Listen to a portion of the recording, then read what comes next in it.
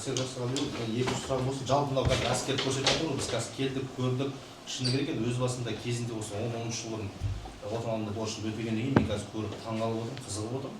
барлық жағдай жасалған, тіпті казарма, жатын орын, туалет бәріне камера қойған, әрқайсысымен нарядқа түсу үшін де психологтар тез өткізеді дейді.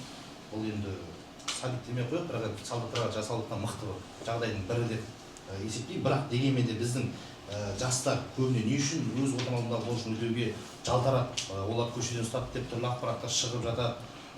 Бұл бір. Екінші, әскердегі буллинг дейді, әлімжеттік дейді. Соған қатысты айтсаңыз, неге көбейіп кетті? Қара жамылған отбасы көбейіп кетті. Алдағы уақытта алдында Маңғыстау облысында 7 сарбаз бар, жындыханаға түсті, жынды болды деген ақпараттар шығып жатыр. Одан басқа нақты есімде жоқ қай әскер өлген, бірақ егіздердің біреу өлген деген ақпарат шықты. Оған да ата-аналар келіп осы министрлікті, осы қорғаныс саласына келіп кінәлап жатыр. Осыған қатысты жауап берсеңіз. Енді манада айтады ғой, бұл жалпы енді тәрбие бесіктен деп айтады, Бауыржан Момышұлы атамыз. Ол сол бесіктен болу керек. Бұрын өздеріңіз білесіздер дейді, әскерге бармасаң, бағанағыдай саған қыз қарамайды дейді, әскерге бармасаң сен бағанағыдай батыр болмайсың, әскерге бар, батыр. Кішкентайымыздан бізге соны айтып үйрететін еді. Қазір енді жалпы бұл енді, мен ойлаймын, бұл қоғамдағы біздің өзіміздің проблемамыз ол. Әркім бізге тек бір жылға келеді. Әркім адам өзінің балдарын кішкентайынан бастап тәрбиелеп, сол айту керек та. Жалпы ол әскерге барасың деп мағынасы ондай емес.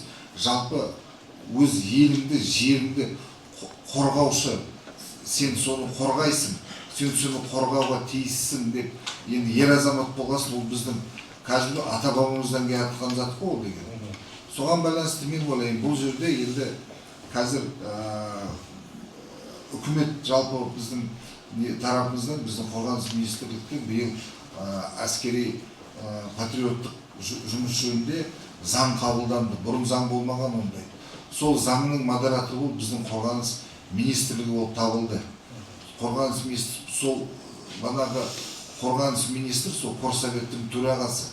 Бұл жерде басқа да сол жерге қарасты министрлер сол жанына кіреді жаңа Қорсоветтің. Біз енді қазір сол жұмысымызды бастап, сол жұмысты бірге жүргізейік, бірге жаңағы жұмыстап жасайық. Екіншіден, жаңа сіз енді сұрақ қойып отырсыз ғой. Мысалы, ешкім сұрақ қоймайды. Мына кеше сіздердің бір әскери жауынгерлерін 600 шақырым жүгіріп кетті ғой, қалай жүрді, қалай болды деп.